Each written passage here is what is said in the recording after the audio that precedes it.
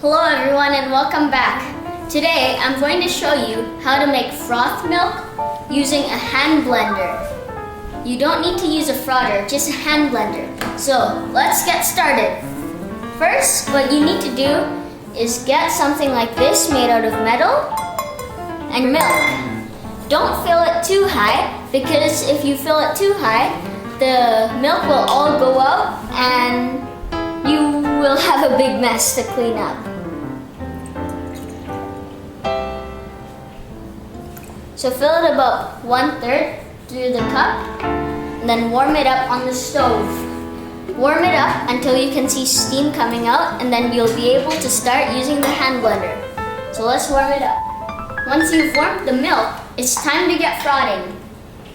Since it's warm, make sure to put it on a cloth like this one so that it doesn't do anything to the table. So let's get started now. Put this in. Plug in the hand blender. And it's time to get frothing.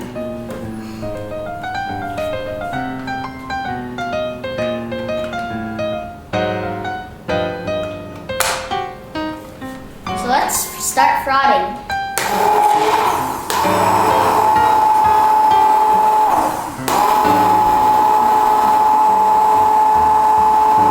If you want a light froth, do it for about 1 minute. If you want a heavy froth, you can do it for about 3 minutes. For me, I like heavy froths, so we're going to be doing it for 3 minutes.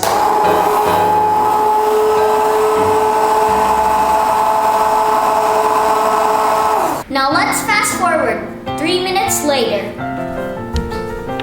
We've been frothing this milk for about 3 minutes. So now let's pour it into a cup and I'll show you what it becomes like.